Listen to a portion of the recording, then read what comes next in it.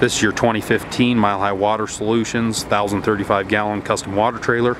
As you can see, you've got your 10,000 watt generator mounted up here, easily accessible. Has electric start, regular startup procedures, takes regular gasoline.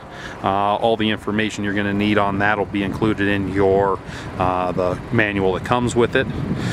You've got your 2-inch semi-trash pump, which should be a real performer for sucking out your pits and transferring the water into your pits.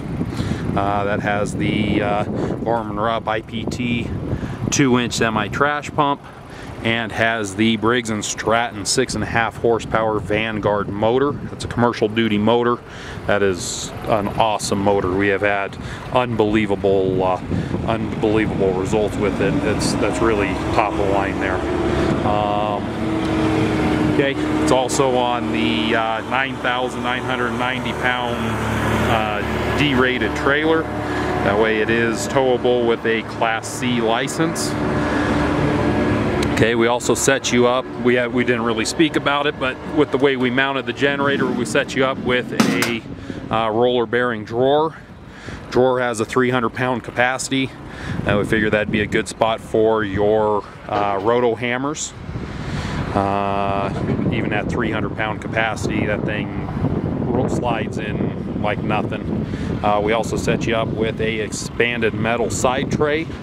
We were thinking that'll probably be a great spot for your flow meter. So anyways, and this is lockable. Okay, you got your 1.5-inch cam lock here that your flow meter will be hooking up to. You got your 2 high flow garden bibs that we spoke about. Okay, I'll take a quick walk around.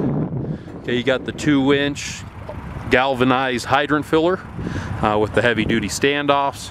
Really important not to have the PVC up there, because the PVC ends up breaking off and you'll end up with a 2-inch PVC piece of shrapnel flying through the air. Now this has its own valve. Valve for normal operation will be closed. Anytime you are hydrant filling or self-drafting, you'll want that valve open. Now when you do fill, you have to take the lid off.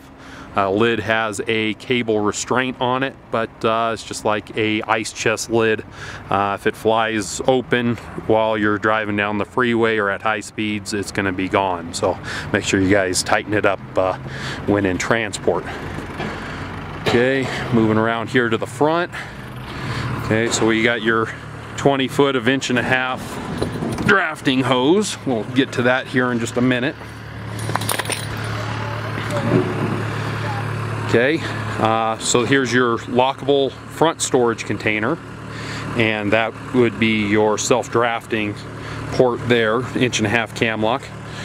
Your front lockable storage area, gas shocked, like I said, lockable, just to be redundant. Okay, so inside of here is your self-drafting valve. So that 2-inch gate valve there you'll use for self-drafting operations to divert the water suction from the tank to your pit. So what you're going to want to do for the self-drafting setup, you're going to come in here, you can take this valve, turn it off all the way until she's off. Okay, now that just shut off the tank and shut off the water flow out this hose and out the cam lock. Open up this cam lock.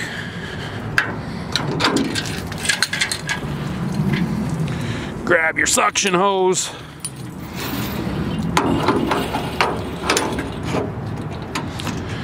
Okay, I'm trying to do this one-handed, so not gonna get too much into it. Okay, your suction hose is gonna run out into your pit. Okay, right now the valve is off there. You're gonna fire up the pump. Make sure that valve is in the on position, and you're going to have the lid off, and you're going to have the valve back here in the back in the on position. As soon as you fire up the pump, just have it sitting there at an idle. Open this valve. Open it up most of the way. It's going to sit there. You'll hear the pump start to surge. You'll see water coming out of the top. That means that you have the pump is primed and it's ready for suction out of your pit. Turn the valve back off. to the all the way off position. Now all of the suction will be coming out of your suction hose and out of the pit. The way to know that this is functioning properly is obviously you will have water coming out of the filler spout and into the tank, and as long as that valve is off, that means that you're sucking out of the pit. Okay, adjust RPM, everything accordingly with the pump itself. I know your flow meter was designed only to flow at so much, so obviously you only run as many RPMs as what you need and what's going to accomplish your task. Now the pump and motor, that comes with a manual as well. Shows all the servicing, oil viscosities, everything you need for that. Same thing as the generator. The one thing I do highly recommend is try not to run the pumps without water in them as much as possible. You're always going to have it to where it surges and it runs dry for a second or two. Just don't overdo it. The water is the cooling and the lubrication for that pump. You wouldn't run a vehicle without oil or antifreeze in it. So the less runtime that has dry, the longer it's going to last. Okay, and I think that's about the sum of it. It is a DOT compliant trailer, has a trailer breakaway system, has the pintle, adjustable coupler, drop leg jack. I believe that